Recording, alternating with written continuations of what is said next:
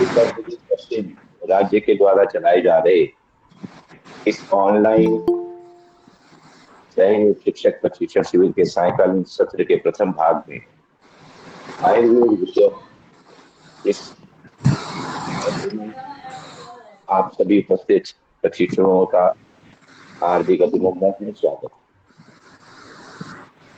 सर्वप्रथम सर जी इनका माइक बंद कराइए विश्व गुरु जी। एच के जी का माइक बंद कीजिए एच के जी। विश्व युग प्रवर्तक प्रातस्मरणीय और प्रातः दर्शनीय ऐसे परम पूज्य स्वामी रामदेव जी महाराज के सूक्ष्म उपस्थिति को नमन वंदन करते हुए आज के आयुर्वेद शिरोमणि श्रद्धाचार्य बालकृष्ण महाराज के पुरुषार्थ को, तपस्या को, उनके चरणों में नमन वंदन करते हुए आज के आयुर्वेद सिद्धांत विषय सत्र में प्रवेश कर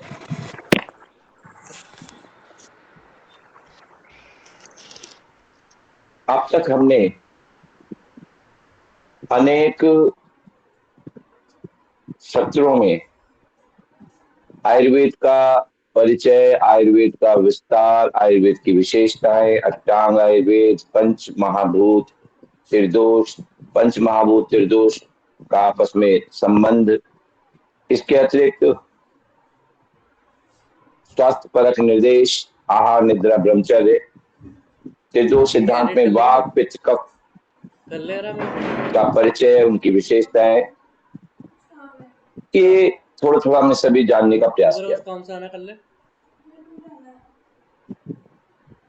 जहां हमने स्वास्थ्य परक निर्देश आयुर्वेद के अनुसार आहार निद्रा ब्रह्मचर्य कितना महत्वपूर्ण है इसको जाना, तो आज हम जानेंगे आयुर्वेद के अनुसार हमारा स्वस्थ व्रत किस प्रकार का होना चाहिए। स्वस्थ व्रत अर्थात सुव्रत माने चक्र, यानी प्रतिदिन का हमें जो दिनचर्या है, हमारी रात्रिचर्या है, ऋतुचर्या है, इसमें हमें किस प्रकार का व्यवहार करना है। नित्य प्रति का चक्र जो है वो क्या होना चाहिए, इसको आज थोड़ा सा जानने का प्रयास करते हैं। और जब नित्य प्रति एक निश्चित व्यवहार के साथ हम जीना प्रारंभ कर देते हैं तो बहुत सी अनियमितताएं नियमित होकर के रोग की उत्पत्ति ही नहीं होने देती, और यदि कोई असहजता रोग की उत्पत्ति कहीं शरीर में हो गई है तो उसका भी नियमन हो जाता है।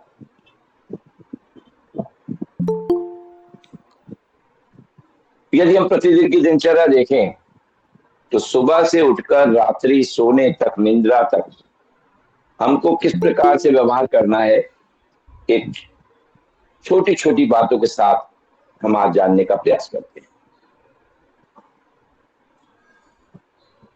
तो सबसे पहले हम बचपन से एक जो पोएम सुनते आए हैं, early to bed early to rise makes a man healthy wealthy and wise, ये किसी अंग्रेज पोइट ने लिखी होगी, लेकिन आयुर्वेद निश्चित उसने आयुर्वेद के कहीं किसी सिद्धांत को और भारतीय दर्शन को जाना होगा, क्योंकि आयुर्वेद कहता है कि जो दिन के 24 घंटे हैं, 8 पहर हैं, उन 8 पहर में शरीर के अंदर हमारी जो भी चाहे प्रकृति रही हो, वात पित्त या कफ में से, लेकिन शरीर के अंदर वात पित्त कफ की अलग अलग समय पर अलग अलग प्रधानता रहती है, उनकी प्रमुखता रहती है, उनका स्तर थोड़ा बढ़ा हुआ रहता है, कभी वात का, कभी पित्त का, कभी कफ का। तो जैसे कि आपको पूर्व बताया था कि प्रातः काल सूर्योदय से पूर्व का जो पहर है, उस पहर में हमारे शरीर के अंदर वात की प्रधानता रहती है, वात एक्टिव रहता है, और उस वात के कारण से जब अपान वायु जो हमारे नाभि से निचले भाग को संचालित करती है, हमारे निष्कासन अंगों को संचालित करती है, प्रभावित करती है, नियमित करती है, वहां उसके मलों के विसर्जन में उसकी प्रमुख भूमिका रहती है। तो सुबह हमें प्रातः काल सूर्योदय से पूर्व उठने वालों को मल विसर्जन ठीक से होता है। तो इसलिए क्या कहा गया है कि हमारी जो दिनचर्या है, हमारे जो प्रातःकालीन जागरण है, वो ब्रह्म मुहूर्त में हो जाना चाहिए। तो जागरण के लिए सूर्योदय से पूर्व जागरण करते ही हम देखते हैं कि हमारे बहुत सारे शरीर के रोग दूर होने लगते हैं। शरीर के अंदर जो वात कहीं बढ़ जाता है दूषित मल के रुक जाने के कारण से, अपच के कारण से, जैसे ही वहां से टॉक्सिन्स, मल पदार्थ, निष्प्रयोज्य पदार्थ या अध पका हुआ खाना या जो भी इस तरह का ऐसा पदार्थ जो रुक करके अंदर सड़ रहा था, वात की उत्पत्ति हो रही थी, मलों की उत्पत्ति हो रही थी, तो वो वहां से बाहर निकलते ही शरीर को हल्कापन आ जाता, शरीर स्वस्थ होने लगता है। शरीर में वात के कम होते ही शरीर में दर्द कम होने शुरू हो जाते हैं, और जैसे ही मूत्र के विसर्जन के द्वारा यूरिक एसिड बाहर निकलता है, तो यूरिक एसिड शरीर में बेहोशी लाता है, सुस्ती लाता है, आलस लाता है, यहाँ तक कि जिसे कहते हैं कि मस्तिष्क का मतलब विमूढ़ स्थिति, समझ में नहीं आना, मतलब आदमी असमंजस की स्थिति में आ जाता है। तो ये मति भ्रम जिसको बोलते हैं, ऐसी स्थिति शरीर में अगर यूरिक एसिड रुक जाता है, यूरिया रुक जाता है, तो हमारे को बुद्धि की प्रखरता कम हो जाती है, बुद्धि की सोचने की शक्ति कम होने लगती है, जिसे बुद्धि का तीव्रपन होता है कि बहुत बारीक बुद्धि है, तेज से सोचती है, वो कम होने लगता है। और यहां तक तो ऐसा मैंने देखा है, स्वयं भी देखा है कि यदि यूरिक एसिड की मात्रा शरीर में बढ़ जाए तो व्यक्ति बेहोश भी हो जाता है, कोमा में भी जा सकता है। तो इसलिए शरीर के अंदर किसी भी मल का रुकना ठीक नहीं माना जाता। तो हमारा जागरण ब्रह्म मुहूर्त में होना चाहिए, और जागरण के बाद फिर अगला काम जो हमें करना है वो करना है हमें जा करके अपने मुख को धोना है। मुख, मुंह के अंदर नहीं, मुख मतलब चेहरे को, चेहरे पर अपने आप के मान लो आंख में गंदगी लगी है, नाक पे लगी है, माथे में है, तो उसको ठीक से आप धोएंगे, थोड़ा सा ताजगी आएगी। मुख के अंदर अभी पानी नहीं डालो, मुख के अंदर नहीं धोना, और बिना मुख धोए बासी मुंह से आपको उषा पान करना। क्या करना है? उषा पान, जो प्रातः काल का जल पिया जाता है उसे उषा पान कहते हैं। आचार्य वाग्भट ने अष्टांग हृदय में इसके बारे में उल्लेख किया है, जिनका राजीव दीक्षित ने भी कई बार आपने सुना होगा व्याख्यान, उसमें भी है कि जो हमें उषा पान करना है वो कितनी मात्रा में करना है, किस कैसे करना है, तो इसके बारे में लिखा है कि जो हमारी मनुष्य की आमाशय का साइज है उसका दुगना उसको करना है, इतना जल पीना। सामान्यतः मनुष्य की जठर का, आमाशय का, स्टमक का जो साइज है वो 600 ml का होता है। उसको बढ़ाकर दुगना करने से तात्पर्य हुआ कि हमने 1200 ml, 1.25 लीटर लगभग पानी पीना है।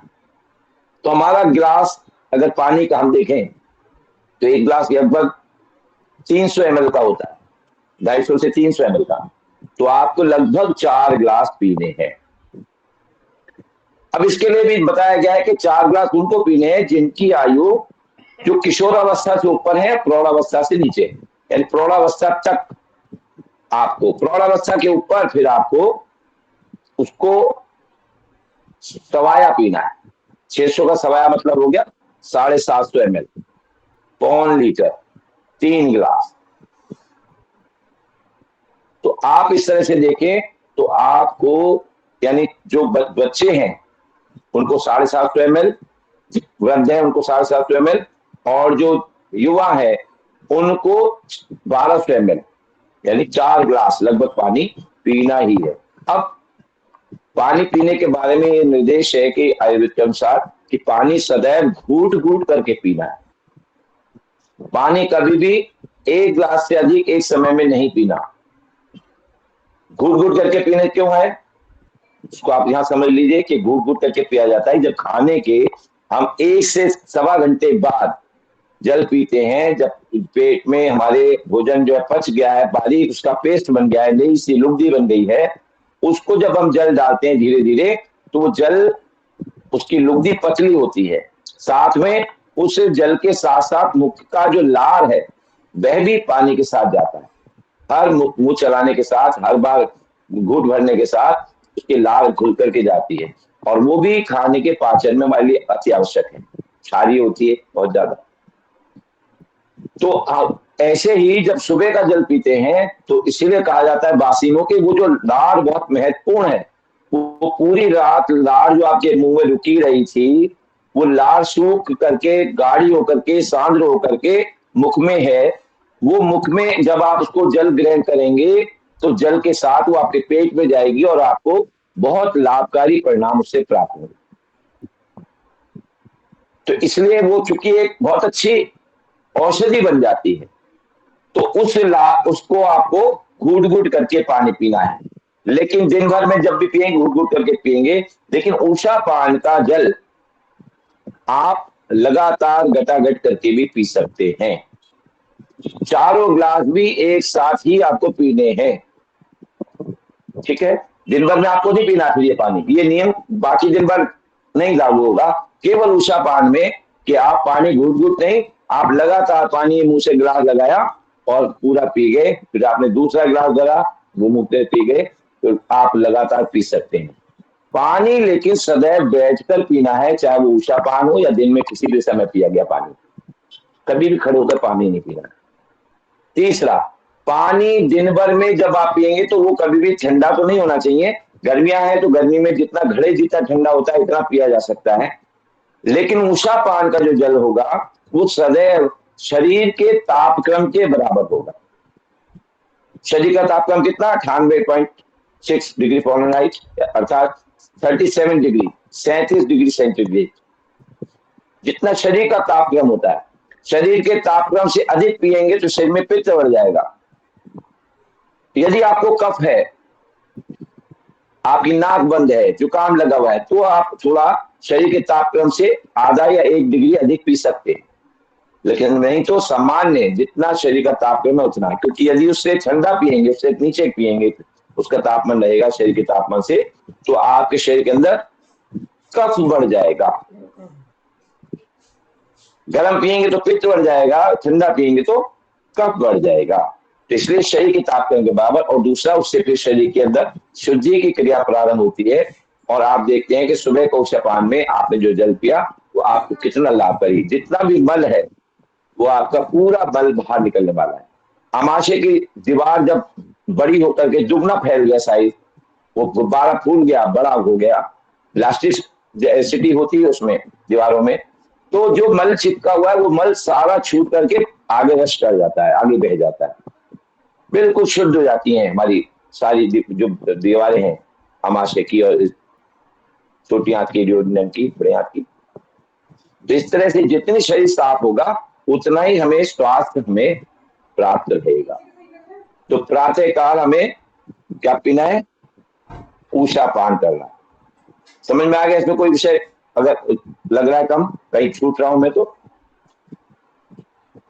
एक, हाँ यहाँ पर बताते चले, प्रसंग चल रहा है चूंकि उषा पान का, कि हमने बासी मुंह पीना है। यदि जो बासी मुंह में जो लार है, मैंने बताया बहुत अच्छी दवा बन चुकी है, उस दवा का कई जगह उपयोग कर सकते हैं। आप चाहें तो आपकी यदि आंखों में सूजन है, आंखों में लाली आ गई है, कंजक्टिवाइटिस हो गया है, वैसे सामान्य स्थिति में आप अगर दवाई डालेंगे तो 2 या 3 दिन दवाई डालनी पड़ सकती है। लेकिन आप सुबह सुबह का वो मुंह की लार, बासी मुंह की, यदि आप आंखों में लगाएंगे अंजन की तरह, तो आप देखेंगे कि आपकी कंजक्टिवाइटिस भी 24 घंटे के अंदर अंदर ठीक हो जाएगी।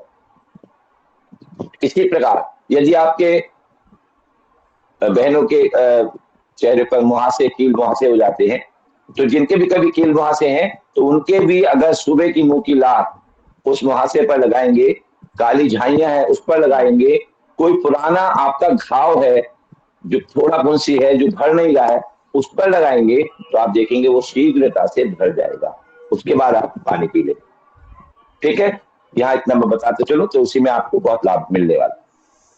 अब आप क्या करेंगे, उषा पान के बाद आपको बैठना नहीं है, आपने नीचे बैठ करके उखड़ बैठ करके जल पी लिया उषा पान 4 गिलास, अब आपको केवल टहलते रहना है। कुछ यौगिक क्रियाएं होती हैं वो कर सकते हैं, जिसमें कटी चक्र जैसा शरीर, पेट को मोड़ना, घुटने को इधर से उधर मोड़ना, इस तरह क्रिया आपको सिखा दी जाएंगी सुबह में, वो कर सकते हैं। उसके बाद आपको तुरंत ही मल त्याग के लिए जाना पड़ेगा और आपको आवश्यकता तुरंत अनुभव होगी। तो शौच आदि से निवृत्त होकर के अच्छे से फिर आप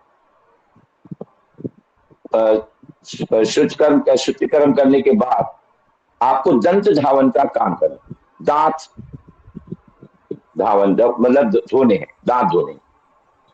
तो दांत मांजने के लिए क्या करेंगे, आप मंजन का प्रयोग कर सकते हैं, आप टूथपेस्ट का कर सकते हैं। और टूथपेस्ट के बारे में बहुत सारी आपने बातें देखी हैं, सुनी है, तो इसलिए अच्छे जो बिना हड्डियों के चूरे का बना हुआ टूथपेस्ट है उसका प्रयोग करें।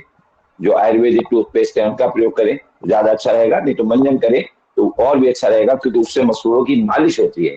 एक बार अगर पेस्ट कर लिया है तो भी और मंजन किया है तो भी, यदि मसूड़ों की मालिश धोते समय दांत के करेंगे तो मंजन में तो आप जब मंजन करते हैं तो भी मसूड़ों की मालिश साथ साथ होती रहती है, लेकिन बाद में अगर आपने पेस्ट भी किया है तो भी उंगली से मसूड़ों के चारों तरफ अच्छे से उंगली से मालिश करने पर, धोने पर आप देखते हैं कि दांत आपके स्वस्थ होते हैं, मसूड़े स्वस्थ होते हैं, क्योंकि उसमें रक्त का संचार बढ़ जाता है और स्वस्थ रक्त के संचार से मसूड़े मजबूत हो जाते हैं। किसी भी प्रकार का उसमें जो रोग वगैरह है कुछ है सब वहां से निकल जाता है। तो आपने दांत अच्छे से धोने के बाद, दांत के बारे में बताया गया, मुख धोने के लिए आप बबूल की पहले जैसे दातुन किया करती थी, नीम की दातुन, बबूल की दातुन, मोलश्री की दातुन, एक अपामार्ग चिरचिटा जो लर्जीरा सड़क के किनारे लगा रहता है ना, उसकी डंडी भी लेकर के उससे भी दातुन किया जा सकता है। वो बहुत उपयोगी रहता है। वो भी कई दवाइयां जो मुंह के अंदर पायरी वगैरह जैसे रोग हो जाते हैं तो वो भी ठीक हो जाते हैं उससे। तो अपामार्ग का है। इसके अलावा आप यदि घर में आपको कोई और सूजन है, दांत में दर्द है, मसूड़ा सूख गया है, तो आप मंजन का अच्छा सा प्रयोग कर सकते हैं किसी भी। और नहीं तो घर में नमक, हल्दी और सरसों का तेल मिला करके भी आप यदि दांत को मांजेंगे तो आप देखेंगे बहुत दांत आपके स्वस्थ होंगे, बीमारी दांतों की निकलती। तो ये दंत धावन का विषय रहा। इसके बाद आपको गरगल, गरारे, इसको कवल भी बोलते हैं, गंडूस भी कहा जाता है। तो हम गुनगुना पानी लेकर के और थोड़े से गरारे कर लेंगे ताकि गले के अंदर तक एक सफाई जो है ठीक से हो जाए। इसके बाद हमें अपने नित्य प्रति बालों में तेल लगाना चाहिए, क्योंकि बाल में, सिर में हमारे जो है वो, चूंकि हमारा जो सुपर कंप्यूटर है मस्तिष्क जो है वो सिर में स्थित है, तो वहां जो वात की अधिकता हो जाती है, तो सर में भारीपन अगर आ गया है, सर में कुछ और भी, तो उस वात को निकालने के लिए भी और बालों के स्वास्थ्य के लिए भी सिर में तेल का लगाना नित्य प्रति बहुत आवश्यक है। उससे क्या होता है, सिर भी एक हल्का रहेगा, वात कम रहेगा, तो आपकी बुद्धि भी प्रखर रहेगी। और वात की कमी से फिर आपके अंदर बेचैनी, घबराहट जो हो जाती है कई बार वो नहीं होगी। और बुद्धि की, प्रवात की कमी से फिर आप देखेंगे कि आपकी बुद्धि, जो भी आपको काम करना उसकी याददाश्त भी बनी रहेगी। अगर पढ़ने बैठेंगे तो पढ़ने के बाद उसमें दिमाग आपके लिए बहुत अच्छे से याददाश्त आपकी रहेगी, जो भी पढ़ेंगे एक बार में याद होगा। तो इसलिए नित्य प्रति आयुर्वेद कहता है कि हमें बालों में तेल लगाना चाहिए। साथ ही शरीर में भी अभ्यंग के लिए कहा गया है, अभ्यंग अर्थात तेल मालिश। तो पूरे शरीर में अच्छे से तेल लगा करके हमें मालिश करनी है। और मालिश करने के बाद फिर हमें व्यायाम करना है, योगासन, जॉगिंग, प्राणायाम, ठीक है, ये सब कर सकते हैं। उस समय जब हम तेल मालिश कर रहे हैं तो उसमें हमें थोड़ा सा नाक में भी तेल डालना चाहिए। उसके लिए नशे में आप जैतून का तेल, आप गाय का घी, सरसों का तेल, ये कोई भी तेल आप प्रयोग कर सकते हैं। इसकी थोड़ा थोड़ा आपको नाक में नशे लेना चाहिए। उससे क्या होता है, उससे भी बुद्धि की प्रखरता, वात जो है अंदर जो कहीं है वो निकलता है। कोई संक्रमण यदि नासिका के मार्ग में है वो भी दूर होता है और बहुत बुद्धि की प्रखरता के लिए बहुत अच्छा है। इसलिए बच्चों को भी एक एक दो दो बूंद नाक में रोजाना आप तेल डालेंगे तो एक तो कोरोना काल में भी आपने देखा तेल के लिए बराबर कहा जा रहा था कि आप डाल के निकले तो कोई भी संक्रमण है वो नाक में रुक जाएगा, अंदर तक नहीं जाएगा, आपको नुकसान नहीं पहुंचाएगा। तो नित्य प्रति भी हमें यदि थोड़ा थोड़ा दो दो बूंद भी आप सरसों के तेल से अगर मालिश कर रहे हैं वही तो सरसों का तेल भी दो दो बूंद डाल लेंगे नाक में, उसका नस से लेंगे तो आपको बहुत लाभ मिल जाएगा। फिर आपने व्यायाम करने के बाद फिर आप थोड़ा विश्राम कर लेंगे, क्योंकि नहाते ही शरीर में गर्म शरीर में आपको स्नान नहीं करना। साथ ही जो अशक्त शरीर है, किसी रोग से पीड़ित है या कुछ अभी किसी कारण से किसी रोग से अभी ठीक हो हुआ है, अभी कमजोरी है, तो ऐसे व्यक्तियों को भी क्षमता से अधिक व्यायाम करने के लिए मना किया गया। तो शक्ति से अधिक व्यायाम आप नहीं करें, कोई भी अपनी सामर्थ्य को धीरे धीरे बढ़ाना है। हम मान लीजिए कोई भी व्यायाम कर रहे हैं तो सूर्य नमस्कार ही कर रहे हैं मान लो, तो सूर्य नमस्कार भी आपको धीरे धीरे बढ़ाते हुए उसकी संख्या को बढ़ाते जाना है। अपनी क्षमता यानी अपने शरीर की सामर्थ्य को बढ़ाना है। शरीर के साथ अतिरेक नहीं करना, अतिवादी नहीं बनना, क्योंकि यदि हम अतिरिक्त परिश्रम या कोई जाति करेंगे शरीर के साथ तो आपके शरीर में कोई भी असहजता उत्पन्न हो सकती है, किसी भी शरीर के अंग पर अतिरिक्त दबाव पड़ सकता है। सामान्य स्थिति में अगर जाने तो ये समझ लीजिए कि आपके व्यायाम करने में आपके हृदय, आपके फेफड़े, आपके ये ज्यादा तेजी से काम करते हैं तो रक्त का संचार तेज हो जाता है, जिसे हम हाई ब्लड प्रेशर कहते हैं वो बढ़ जाता है, जिसे हम पल्पिटेशन कहते हैं, धड़कन कहते हैं, वो बढ़ जाती है और श्वास की गति तीव्र हो जाती है। तो शरीर में क्योंकि हमें ऑक्सीजन की मात्रा ज्यादा चाहिए होती है तो धड़कनें हमारी ज्यादा तेजी से काम करती है। ऐसे में अगर क्षमता से अधिक करेंगे तो आपके फेफड़े में नुकसान हो सकता है, आपके हार्ट की जो नसें हैं उसमें नुकसान हो सकता है, हार्ट की मसल में नुकसान हो जाता है, ब्लड प्रेशर बहुत ज्यादा हाई हो सकती है, तो कोई अटैक की स्थिति आ सकती है। इसलिए अपनी क्षमताओं को बढ़ाते हुए धीरे धीरे जब आप इस क्रिया को करेंगे तो आप देखेंगे कि आपको कोई आपके शरीर की क्षमता इस प्रकार की हो जाएगी कि आपका बीपी हाई हो गया, उसके बाद आपने कूलिंग थोड़ी एक्सरसाइज की, थोड़ी से प्राणायाम किए, शीतकारी प्राणायाम किया, सामान्य गति का भस्त्रिका किया, डीप ब्रीथिंग ली और 1.5 गुने समय में छोड़ी ये भस्त्रिका। ये आप तीनों क्रियाएं शरीर के एकदम से जो आपका बीपी शूट अप कर गया था योगी में नमस्कार में, वो धीरे धीरे एकदम नीचे आ जाता है। और 5 से 7 बार हर क्रिया को करने के बाद आप देखते हैं कि आपका शरीर की क्षमता बढ़ती है। जो एक बार बहुत जल्दी बीपी हाई हो गया था उसको नुकसान नहीं पहुंचा पाता, फिर तो आपको उसको बढ़ाना और नीचे करना जब आ जाता है तो शरीर की सामर्थ्य बढ़ती चली जाती है।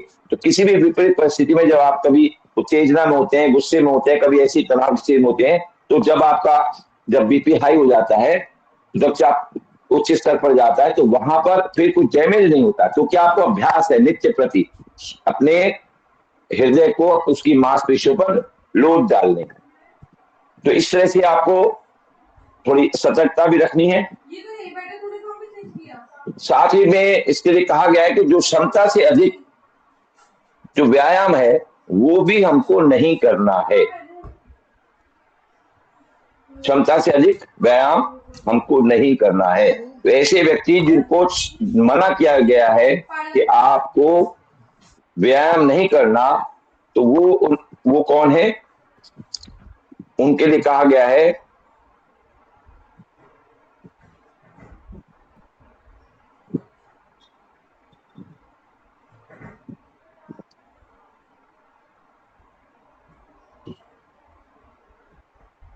शरीर शक्ति से अधिक व्यायाम करने से प्यास, प्रथमक श्वास यानी गंभीर प्रकार का जो दमा जैसी स्थिति, खांसी, ज्वर, रक्तपित्त और ज्ञानेंद्रियों के कार्य करने की क्षमता में कमी, श्रम कर्मेंद्रियों की कार्य करने में कमी आना, उनकी क्षमता को कम हो जाना, असमर्थित हो जाना और वमन आदि स्थिति उत्पन्न हो सकती है। तो अति व्यायाम करने से व्यक्ति उसी प्रकार फिर क्षीण हो जाता और भी अधिक कमजोर हो सकता है। इसलिए जिस प्रकार भारी हाथी को खींचने से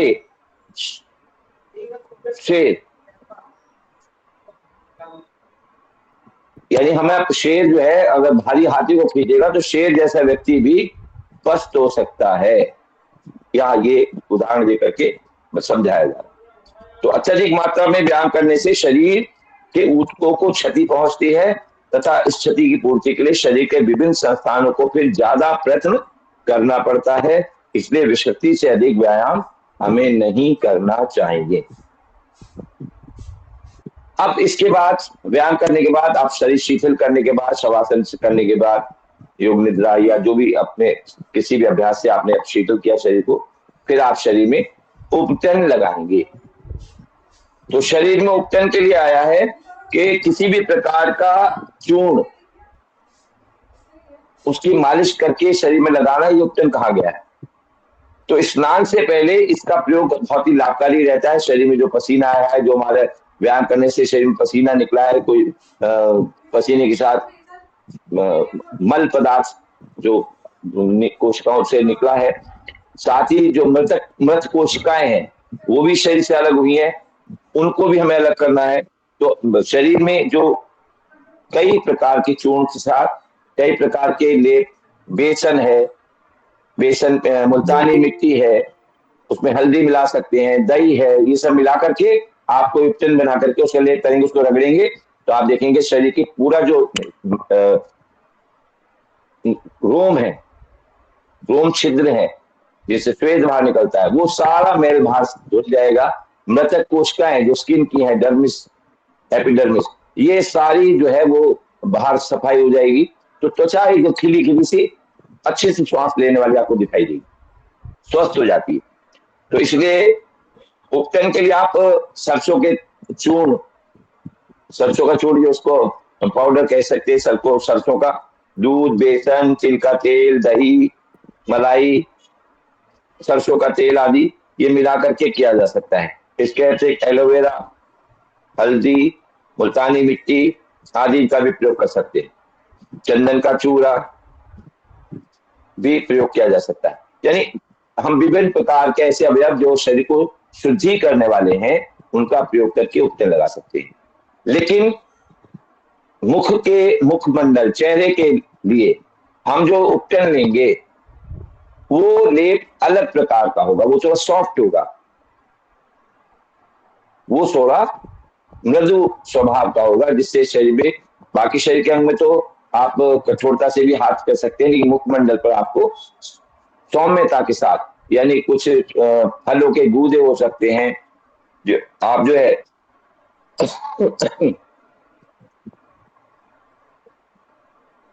नींबू हो सकता है, आपको मुल्तानी मिट्टी हो सकती है। तो इस प्रकार की कुछ चीजों को लेकर के हमें मुख पर जो है अपना मुख पर लेप करना चाहिए कि हमारा जो हार्ड चूर्ण जो है या हार्ड कोई ऐसा लेप ना हो उपटन। तो मुख के लिए जो उपटन है वो बहुत मुलायम लेप होगा, उसका प्रयोग करेंगे और उसके बाद आप सामान्य जल से स्नान कर लेंगे। स्नान के संबंध में बताया गया है कि स्नान हमें सदैव सामान्य तापक्रम के जल से ही करना चाहिए। यदि बहुत अधिक सर्दी है, शीतकाल में है, तो शीतकाल में भी ज्यादा गर्म पानी से आपको स्नान नहीं करना है। इतना गुनगुना जितना सामान्य तापक्रम होता है, केवल उसकी ठंडक दूर हो जाए पानी की, इतने पानी से ही स्नान। ज्यादा गर्म पानी से स्नान करने वालों की आंखें कमजोर हो जाती हैं। और गुनगुना जल भी सिर पर तो डालना ही नहीं चाहिए, बिल्कुल सर्वथा वर्जित किया गया।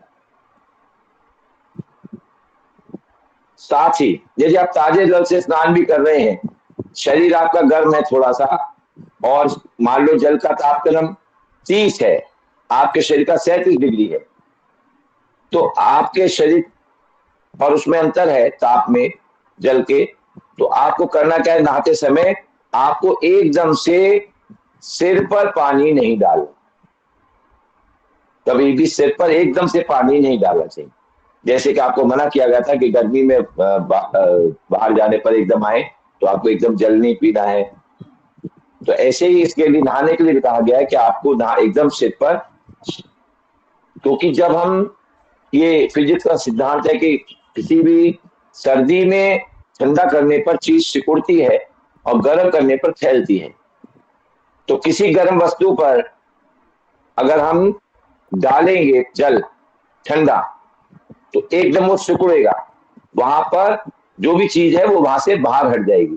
मान लीजिए सिर पर आपने जल डाला और सिर पर डालते ही वहां की नसें सिकुड़ी, तो जो वहां पर रक्त था वो रक्त वहां से सब बाहर चला गया और जो दूसरी जगह भेज दिया गया वहां कम हो गया।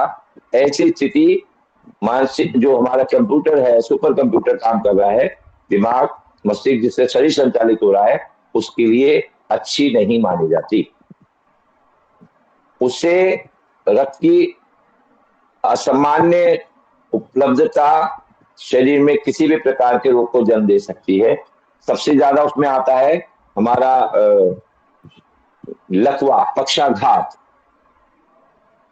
इसमें इसके बहुत बड़े कारण है कि हम लगातार सर्दी से एकदम गर्मी में जाते हैं, गर्मी से सर्दी में आते हैं, तो शरीर में पक्षाघात की संभावना, एकांगघात की, पक्षाघात की संभावना बढ़ जाती है। किसी भी एक अंग का काम न करना वो एकांगघात कहलाता है। और एक पूरे बाएं या दाएं साइड का अगर पक्ष, एक पूरे पक्ष का काम करना रुक जाता है तो उसको पक्षाघात बोलते हैं।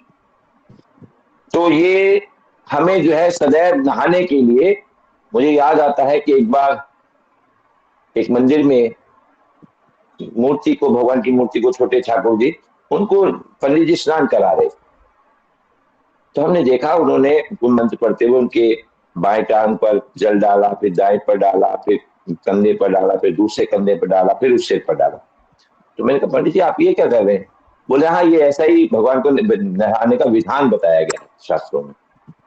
तो मैंने कहा कि विधान तो ये आदरणीय पंडित जी, ये तो सभी मनुष्यों के लिए है।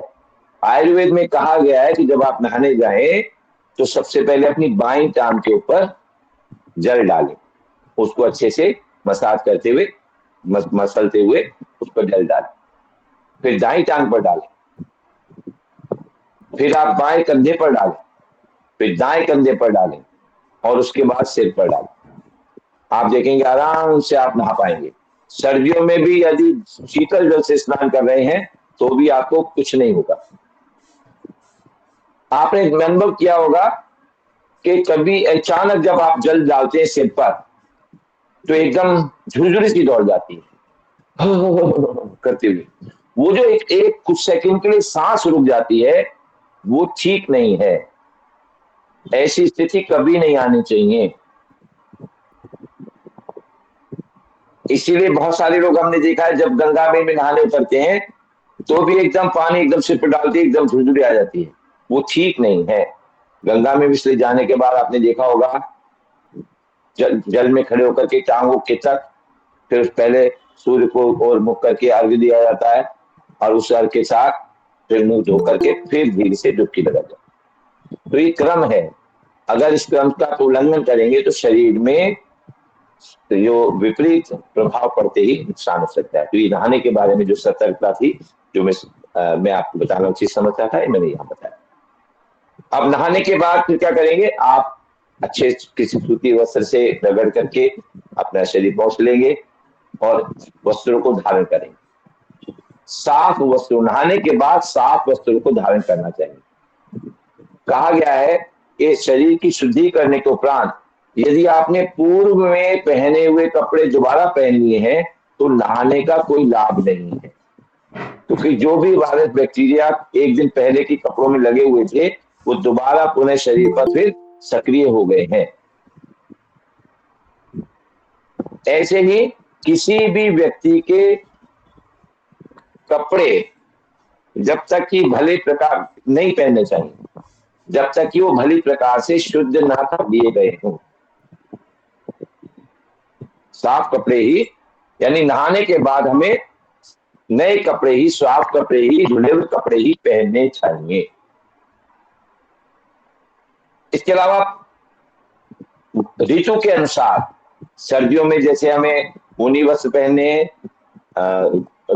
गहरे रंग के वस्त्र पहन सकते हैं, लेकिन गर्मियों में हमें सूती वस्त्र, हल्के रंगों के वस्त्र, श्वेत वस्त्र ये पहनेंगे तो हमारे शरीर को सुखद और शांति की अनुभूति होगी। तो वस्त्रों के बारे में इतना है कि हमें ऋतु के अनुसार, सर्दी, गर्मी, वर्षा के अनुसार ही अपने वस्त्रों का चयन करना चाहिए। वस्त्र इस प्रकार के हों कि आपके शरीर की कार्यकुशलता को प्रभावित न करें। आपके चलने में, आपके किसी कार्य करने में, वो पता चला कि पैंट इतनी टाइट पे, वो जीन्स चलती थी ना पहले, अभी बीच में पता लगा कि आदमी बैठ नहीं पा रहा है, अगर झुकना भी है तो झुक नहीं पा रहे, इतनी टाइट पहनते थे। ऐसे ही बहुत सारे कपड़े इतने टाइट पहने के पता लगा कि हम बैठ नहीं पा रहे, खड़े नहीं हो पा रहे। तो इसके लिए कहा गया है कि जो सहजता से किसी भी कार्य को आप जो करते हैं वो प्रभावित ना हो पाए, उससे आप प्रभावित रहें, ऐसे वस्तुओं का चयन, रंगों का, कपड़ों का, उनके आकार का हमें चयन करना चाहिए। साथ ही जो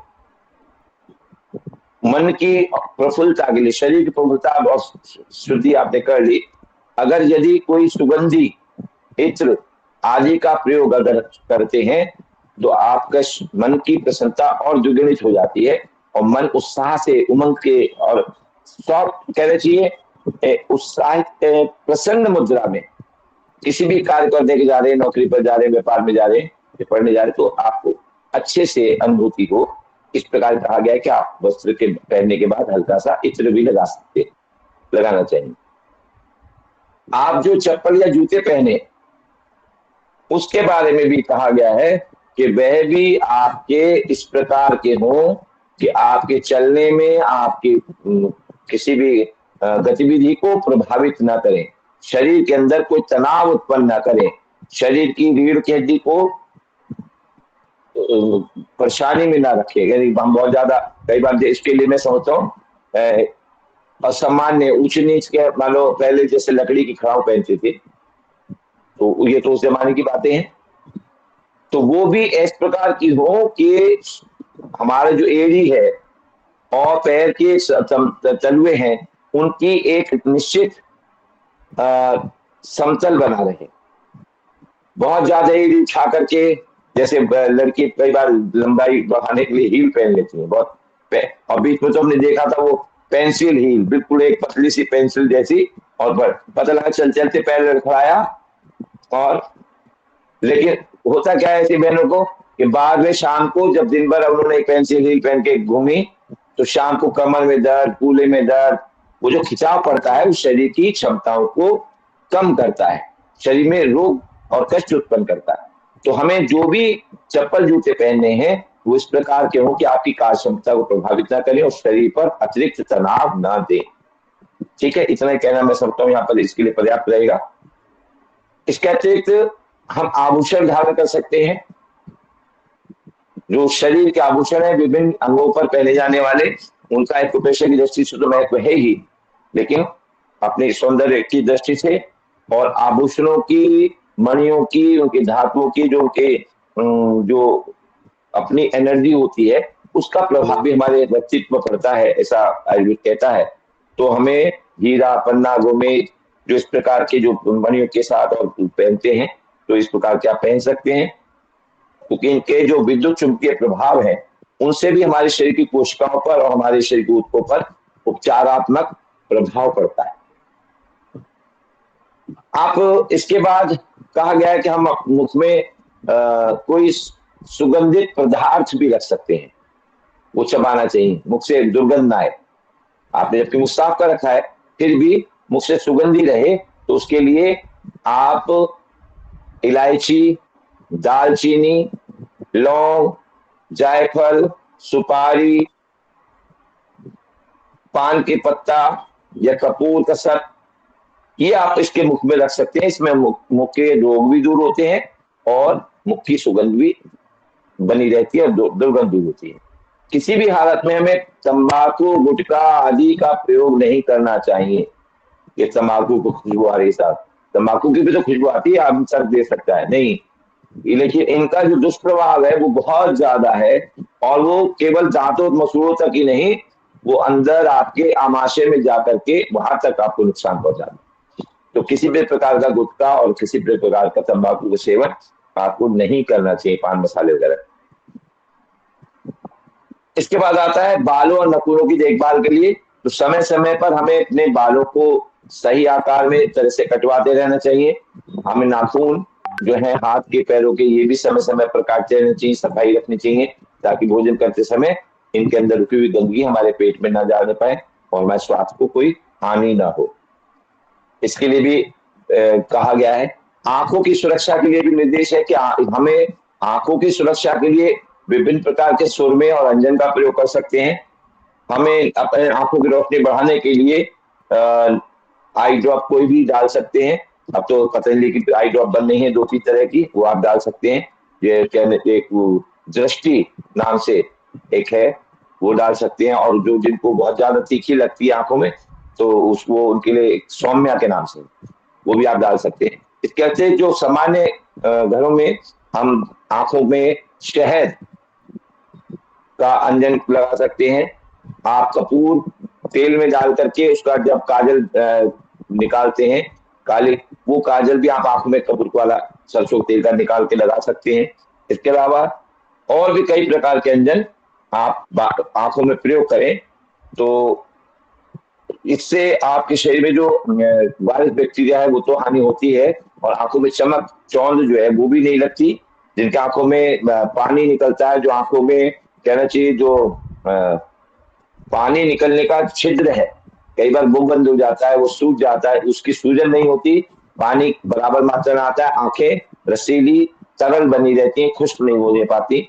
तो आंखों के अंजन से बहुत लाभ है। आजकल के डॉक्टर सब मना करते हैं कि नहीं, आंखों में अंजन नहीं लगाना चाहिए, लेकिन विभिन्न प्रकार के कपूर आदि वगैरह लगा करके इस तरह के अंजन और सुरमे का प्रयोग हमें आयुर्वेद कहता है कि करना चाहिए। अब इसके बाद आता है हमारे भोजन का। तो भोजन के लिए कहा गया है कि भोजन हमें सदैव पौष्टिक भोजन करना चाहिए। भोजन जो सूर्योदय के बाद जो एक पहर है, सूर्योदय के बाद शरीर में कफ पिघलना शुरू होता है, तो कफ की प्रधानता रहती है, और वो अगला पहर निकलते ही फिर पित्त की वृद्धि हो जाती है।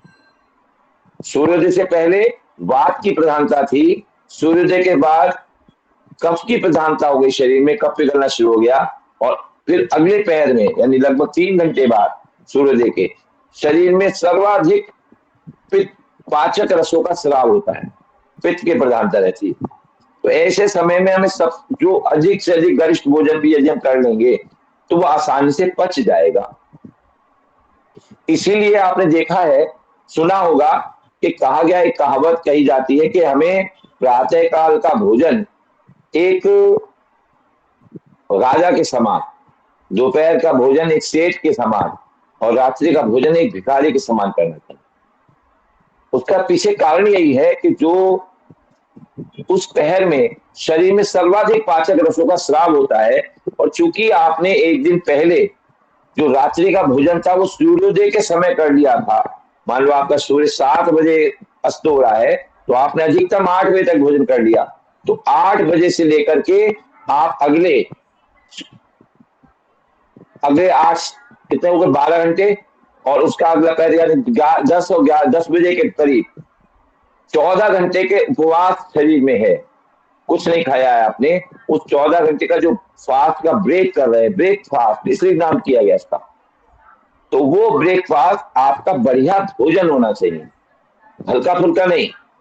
ब्रेकफास्ट का मतलब तात्पर्य हम हल्का फुल्का खा लिया, ब्रेकफास्ट कर लिया, भोजन तगड़ा करेंगे नहीं।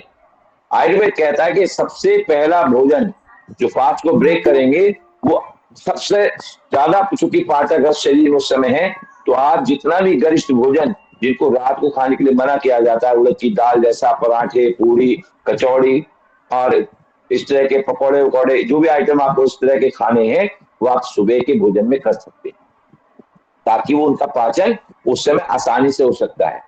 और इस प्रकार का एक शोध हुआ है, भारत में ही हुआ है, कि कुछ मरीजों को जिनके डायबिटीज थी, जिनको हाई बीपी था, जिनको इस तरह के कई सारे रोग थे, उनका केवल खान पान का तरीका बदलते ही, कि सुबह का उनको बढ़िया भोजन दिया, दोपहर में हल्का और रात को बिल्कुल नहीं, ना के बराबर, और पता लगा कि उनका स्वास्थ्य ठीक होने लगा, कई बीमारियां अपने आप दूर हो गई, शरीर सुव्यवस्थित हो गया। तो इसलिए हमें प्रातः काल का भोजन बढ़िया से हैवी उपयोग कर सकते हैं, जो बढ़िया उड़द की दाल वगैरह जो रात में बिल्कुल नहीं खानी चाहिए, भारी होती है, बहुत ज्यादा हैवी प्रोटीन है, ऐसे भोजन का प्रयोग हम, पनीर है, जो हैवी प्रोटीन के और आइटम्स हैं, जितने भी आप तले हुए भोजन है, ये सब आप कर सकते हैं।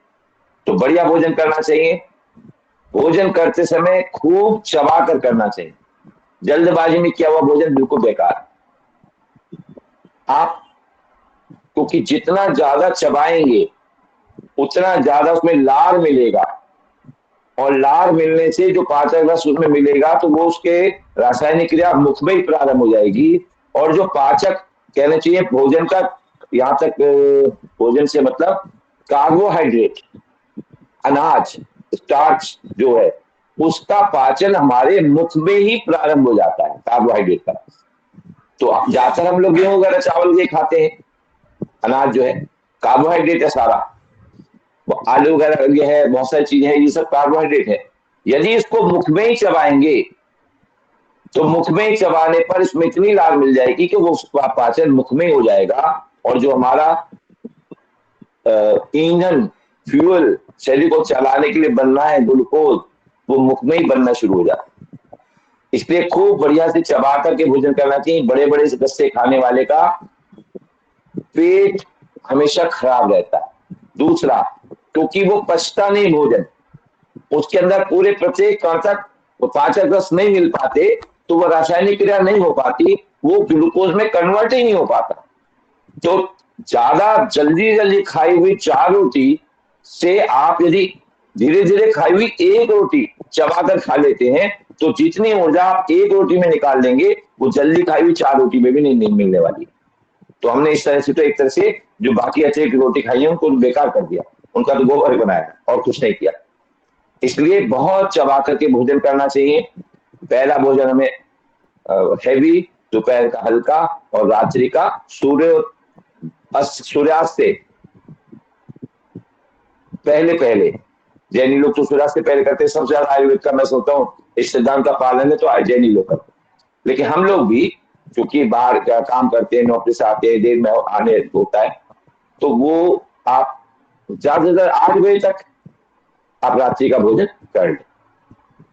लेट आवर्स में जो लोग आया करते हैं, 10-11 बजे के बाद आते हैं, 12-12 बजे भोजन करते हैं, उनको ध्यान रखना चाहिए उनके अंदर बीमारियों का घर वो स्वयं भी अनुभव करते होंगे, और बीमारी वो खत्म होने वाली नहीं है। यदि बीमारी से मुक्ति पाना चाहते हैं तो एक बार आप रात्रि का भोजन को हल्का, सूर्योदय से सूर्यास्त से पहले करना शुरू करिए, आपको स्वयं ही अपने आप शरीर में परिवर्तन, हल्कापन और तेजी, फुर्ती, उत्साह अपने आप दिखाई देने लगेगा। कमजोरी नहीं आएगी बल्कि ताकत बढ़ जाएगी रात्रि का भोजन हटाते ही अपने दिनचर्या में से। तो स्वास्थ्य परक स्वास्थ्य व्रत, स्वस्थ व्रत में बताया गया कि भोजन को हमें किस प्रकार से दिन भर में लेना है। तो ये भोजन के संबंध में निर्देश था। और अगला निर्देश है फिर आचरण संबंधी, नशे से दूर रहने संबंधी, कि किसी भी प्रकार का नशा हमें नहीं करना चाहिए, क्योंकि शरीर में उस प्रकार के एक सेंसिटिविटी रहती है कि किसी भी प्रकार का नशा करने पर उसमें जो तनाव और अवसाद दोनों सामने आते हैं, तो उसमें शरीर अपनी सहजता को भूल जाता है। तो कई बार वो आनंदित अनुभव करता है, व्यक्ति को लगता है कि मैं किसी तनाव में था, वो तनाव से मुक्त हुआ हूं मैंने इस नशे को करके, लेकिन वो शरीर की स्थिति अंदर से बिगड़ती है और वो शरीर को आपको नुकसान ही करने वाली है, और उसके कारण से आपके जो बाकी सामान्य व्यवहार में भी असहजता उत्पन्न होती है, उसके भी नुकसान आप सब जानते हैं। तो गलत काम एक बार भी ना करें जीवन में, कि चलो एक बार करके देखते हैं, कभी नहीं। एक बार भी आप, स्वामी जी अक्सर कहा करते हैं कि कई आप सोचे अरे एक बार, दोस्त बहुत कह रहे थे मैंने सिगरेट पी ली, अरे एक बार कहने से गुटखा खा लिया, अरे एक बार कहने से पहले इसकी शराब पी ली। तो क्या कभी एक बार देखने के लिए कभी बिजली का तार भी पकड़ते हो कि चलो आज पकड़ के देख लेते हैं? नहीं पकड़ते ना, पता है हानि की चीज है। तो ऐसे ही जैसे हम इस प्रकार के काम नहीं करते, अग्नि में हाथ डाल करके जलाकर नहीं देखते, बिजली के तार पकड़कर नहीं देखते, या इस प्रकार के अन्य कार्य नहीं करते, तो हमें इस नशे के काम को भी ऐसे ही समझ करके एक बार भी ट्राई करने का सोचना नहीं चाहिए, दूर रहना चाहिए। तो ये आयुर्वेद के चूंकि विषय इसमें उल्लेख है, तो मैंने आपको बताया। दूसरा, फिर हम कैसा आचरण करें और कैसे आचरण से दूर रहें। तो जीवन में सुखी रहने के लिए प्रत्येक मनुष्य को आध्यात्मिक और मर्यादित आचरण का व्यवहार करना चाहिए। धर्म अर्थ काम मोक्ष, ये धर्म अर्थ और काम, ये जो हमारे तीनों इंद्रिय सुख का सेवन इस प्रकार से हमें करना चाहिए कि इन दोनों का आपस में विरोध ना हो। भाव यह है कि धर्म पूर्वक अर्थोपार्जन करना और उस अर्थ को बिना बाधित हुए, बिना कष्ट के आपको सद कार्यों में प्रवृत्त करना, इस प्रकार से अपने जीवन में लगाना चाहिए। इस प्रकार से हम व्यवहार करते हुए अपने लोक व परलोक दोनों में सुख और सदगति की प्राप्ति कर सकते हैं। इसके विपरीत जो व्यक्ति अधर्म पूर्वक कार्य करता है, कमाता है, इंद्रिय सुखों को ही जीवन का सार मानकर अमर्यादित व्यवहार करता है तथा इसके लिए अनुचित रूप से पैसा कमाता है और बहाता है, उस व्यक्ति के आचरण से धर्म अर्थ काम का आपसी विरोधाभास शुरू हो जाता है और वे व्यक्ति निश्चित रूप से फिर परेशानियों में घिरता चला जाता है। इसलिए सदैव हमें धर्म पर आचरण करते हुए अर्थ और उपार्जन करना चाहिए, पैसा कमाना चाहिए। जो धर्म अर्थ और काम का अनुचित व संतुलित सेवन करता है वही व्यक्ति समझदार है। इसके विपरीत जो धर्म और अर्थ को छोड़कर काम सुखों में ही लिप्त रहता है, वह संकटग्रस्त होने पर उस प्रकार होश में आता है जिस प्रकार पेड़ के ऊपर सोने वाला नीचे गिरने पर ही होश में आता है। यानी जब उसे नुकसान हो जाता है तब पता लगता है कि अरे क्या मैं क्या गलत कर रहा। तो बिल्कुल इस तरह से कहा गया है कि हमें अच्छा व्यवहार रखना चाहिए। ऐसा व्यवहार रहे, हम सत्य बोले, कि अप्रिय ना बोले, और किसी भी जीव को हमारे से, हमारे व्यवहार से, हमारे आचरण से कष्ट ना हो, चाहे छोटा से छोटा चींटी कीड़ा मकोड़ा ही क्यों ना हो। तुच्छ से तुच्छ जंतुओं को भी हम अपने समान उसमें जीव आत्मा का अनुभव करते हुए उससे व्यवहार करें। उसको अनावश्यक किसी को भी कष्ट देना ठीक नहीं है।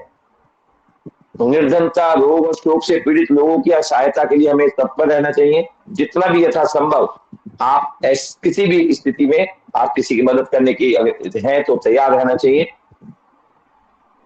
याचक को कभी निराश नहीं भेजना चाहिए, ना ही उसका तिरस्कार करना चाहिए।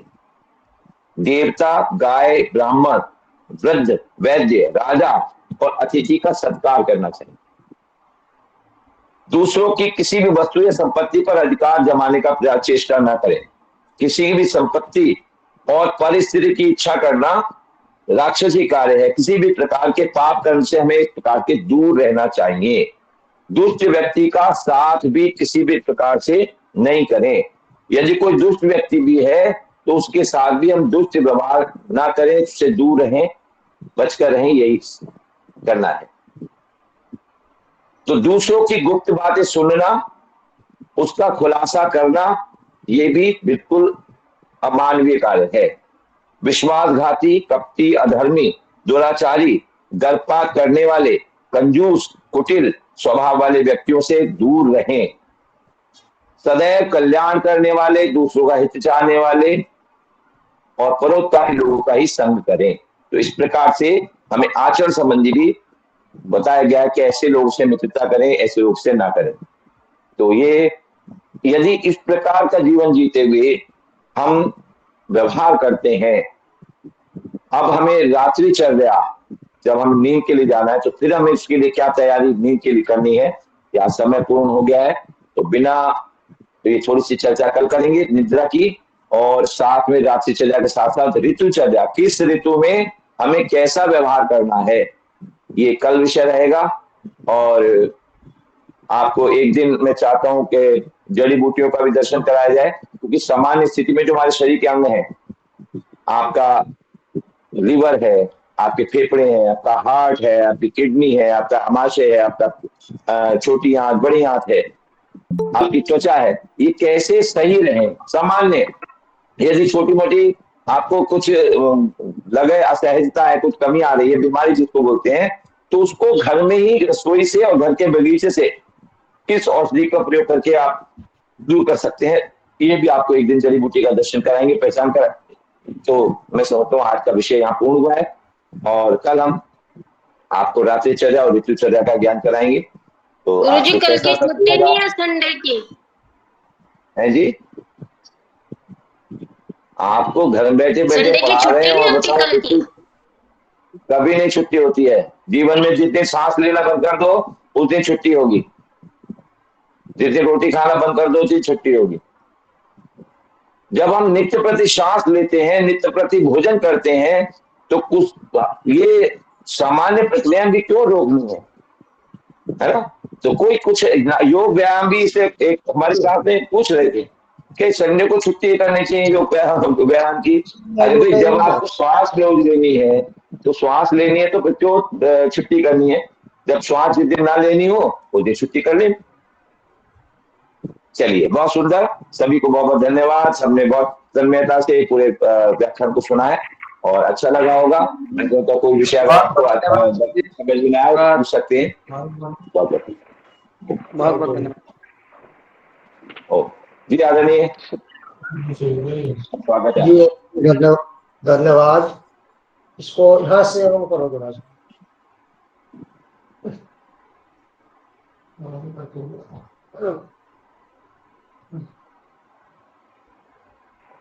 सभी भाई बहनों को प्रणाम। आदरणीय का बहुत बहुत धन्यवाद। प्रणाम गुरु जी, स्वागत है आपका भी, बहुत बहुत स्वागत है। प्रणाम, धन्यवाद। ओम गुरु जी। तो तन की चिकित्सा चल रही है, अब मन की चिकित्सा बहुत जरूरी है। और ये जो संडे की छुट्टी वाले कौन थे, ये संडे की छुट्टी डलहौजी, एक गवर्नर था, लेफ्टिनेंट गवर्नर डलहौजी, उसने घोषित की थी भारत में,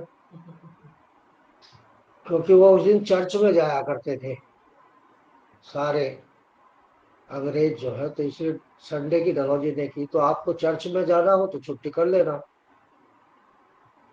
अन्यथा आराम हराम है, कार्यांतर ही विश्राम है। दो कार्यों के बीच का अंतर ही विश्राम है। अकर्मण्य दस्यु, वेद ने कहा है कि जो अकर्मण्य है, जो छुट्टी चाहते हो, दस्यु डाकू के समान। मैं नहीं कह रहा हूं, वेद ने कहा। तो आगे छुट्टी सोच समझ के मांगे। जिन भाई बहनों ने वीडियो बंद कर रखी है, मेहरबानी करके वीडियो खोल ले और एक बार बैठेंगे कमर गर्दन एक ही करते हुए, नेत्र कोमलता के साथ बंद, आज्ञा चक्र पर लंबी गहरी श्वास भर के दीर्घ ओम का उच्चारण। ओम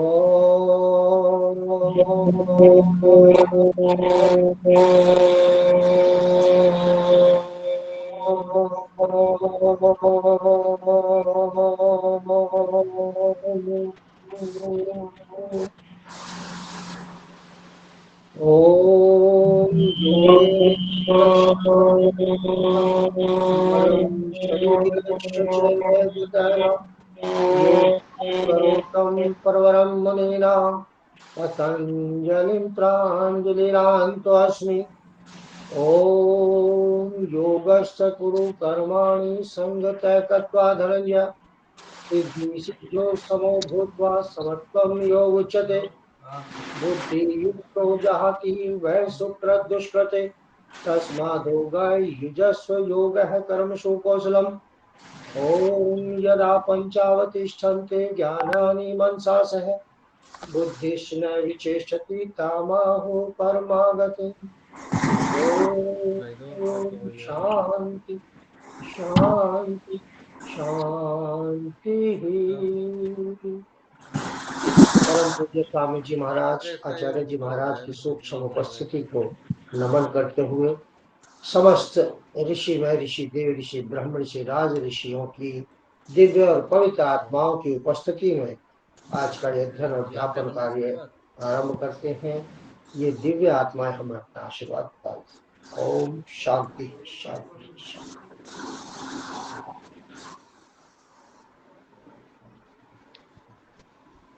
पहले अवलोकन कर लो कनिका जी महेश्वरी, कल कहाँ थे आप जी? कनिका जी कल कहाँ थे आप? भाई त्यागी जी आपका माइक क्यों खुला है? बीच में डिस्टरबेंस होता है, कृपया बंद कर ले। सर कल गेस्ट आए थे तो पॉसिबल ही नहीं था उस टाइम पे आना। गेस्ट फोन करके आए होंगे ना? नहीं, बिना फोन करके आए थे, इसलिए तो ऐसा वाला था कि उस टाइम पे ही आए थे। फोन करके आते तो पहले मतलब हो जाती है क्लास में। यही अंतर होता है गेस्ट में और अतिथि में। अतिथि तो बिना तिथि के कभी भी टपक जाते हैं, है तिथि। और जो ये अंग्रेजी वाले गेस्ट हैं ये आजकल फोन करके आते हैं, तो कृपया ध्यान रहे, छुट्टी कम से कम करें। कल बहुत महत्वपूर्ण विषय भक्ति योग आपका निकल गया। नहीं, और आपकी वीडियो आई है, मैं उससे पूरा सुन के पूरा कर लूंगी। कई दिव्य आत्माएं हैं जो कल नहीं थी। चलिए, अपना कर्म तो आम है दुनिया के वास्ते, कोई कितना ले सका ये मुकद्दर की बात है। सबको सब कुछ नहीं मिलता। कल जो विषय दिया गया था स्वाध्याय के लिए कि मैंने कितना भोग प्राप्त किया है अभी तक और दान कितना किया है, किस किसने किया, एक बार हाथ उठा देंगे। 1 2 3। राजकुमार जी हाथ में दम नहीं है आपके। चलो 4-5 लोगों ने किया, बाकी देखिए हम तो बता सकते हैं, करना तो आपको है। यदि आप अपने आप को जानना ही नहीं चाहते तो हम क्या करें? तो जिन्होंने किया है उनमें से कोई एक बताए क्या रिजल्ट निकल के आया, क्या परिणाम मिला, कि दान अधिक किया है या जीवन में भोग अधिक प्राप्त किए? भोग अधिक प्राप्ति है गुरु जी, दान तो ना के बराबर है। ना के बराबर। तो अभी तक 3 रिजल्ट आए हैं 3 दिन के उसमें। शरीर चित आत्मा में से मैं किसके धर्म निभाता हूँ? शरीर के। मैंने जीवन में सेवाएं कितनी ली, तो सेवाएं कितनी दी, तो सेवाएं अधिक ली। मैंने जीवन में कितना भोग प्राप्त किया? भोग अधिक प्राप्त किया। शरीर का धर्म निभाया, सेवाएं अधिक ली, भोग अधिक प्राप्त किया। इन तीनों में ही सुधार करने की आवश्यकता है कि नहीं? पहले कभी सोचा था इस तरह कि हम अपने को ऐसे जानेंगे? तो जब जान रहे हो तो थोड़ा सा उसमें सुधार करिए। कल का विषय है, आज जब आपका जन्म हुआ आपके शरीर पे एक धागा भी नहीं था, रोते हुए न्यूड उत्पन्न हुए, और आज आपके पास क्या क्या नहीं है, सब कुछ सबके पास है। ये कहां से आया? ये इस राष्ट्र से मिला, इस मातृभूमि से मिला। कोई ऐसी चीज बताइए जो इस भूमि से आपको ना मिली हो। सब कुछ इस राष्ट्र ने आपको दिया। अब प्रश्न उठता ये है कि आपने राष्ट्र को क्या दिया? आपने राष्ट्र को क्या दिया जिसका मूल्य ना वसूला हो? क्योंकि जब मूल्य वसूल लेते तो हिसाब बराबर हो जाता। तो कल का स्वाध्याय का विषय यही है कि मैंने इस राष्ट्र को क्या दिया। और कुछ भाई बहन तो ऐसे भी होंगे जिन्होंने जीवन में एक वृक्ष नहीं लगाया। मरते समय जो 3 से 4 क्विंटल लकड़ी लगेगी अंतिम संस्कार में, उसकी भी व्यवस्था जीते जी नहीं की। कर लोगे उसकी व्यवस्था? तो कौन कौन करेगा? सभी करेंगे। तो 4 अगस्त जड़ी बूटी दिवस, 4 अगस्त जड़ी बूटी दिवस आचार्य बालकृष्ण जी का जन्म है, जिसे पूरा राष्ट्र जड़ी बूटी दिवस के रूप में मनाता है। इससे अच्छा शुभ अवसर क्या होगा कि उस दिन एक एक वृक्ष, फुलवारी नहीं, 3 तरह के होते हैं, शोभादार, फलदार और छायादार। तो या तो फलदार लगाइए या छायादार लगाइए, एक एक वृक्ष लगाइए और उस पर अपने किसी पूर्वज का नाम लिख लीजिए जो आपके बीच से चला गया। गुरुदेव तो जी कहना राजकुमार जी, जी गुरुदेव, हाँ मेरा क्या है गुरुदेव, जैसे हमारी शादी की एनिवर्सरी होती है या बच्चों का बर्थडे होता है, तो मैं करीब 8-10 साल से मेरा ये रूटीन है गुरुदेव कि हम लोग क्या है ना, कुछ पौधे लेके आते हैं नर्सरी से और हम जगह जगह लगाने जाते हैं किसी पार्क में बहुत या बहुत सुंदर, बाहर। तो 10-12 बहुत साल से हम लोग सुंदर। लगातार रूटीन से करते हैं इस काम को, जगह जगह जाके एनिवर्सरी और बच्चों सभी के को बर्थडे। करना चाहिए, सभी को करना चाहिए। एक व्रत आता वट सावित्री का व्रत, कौन कौन बहनें मनाती है वट सावित्री? एक, बोलो जल्दी जल्दी। 2। तो ये क्या करती हैं जो वट सावित्री का व्रत मनाती हैं? ये वट वृक्ष से टहनी तोड़ करके ले आती है। आजकल तो बाजार में भी बिकने लगे। बहनों भाइयों, वट को बर्बाद करने का व्रत नहीं है। उस दिन वट वृक्ष का रोपण करना चाहिए और वट की पूजा करनी चाहिए। वट को तोड़ के बर्बाद मत करो कि टहनी तोड़ ली, इसकी नोच लिया उसको। तो ज्यादा लंबा नहीं करते। मातृभूमि अर्थात राष्ट्र ने हमें क्या दिया है और हमने राष्ट्र को कितना दिया है जिसका मूल्य ना वसूला हो, कल का यही विषय आपका स्वाध्याय का रहने वाला है। करेंगे? डर जाते हैं पता नहीं क्यों। कौन कौन करेगा?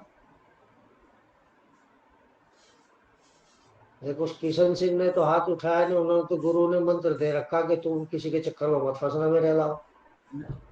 जोनल पार्क में भी हम लोग सब वृक्ष लगाते हैं। जोनल पार्क हमारा चल रहा, मेंटेनेंस करता हूँ।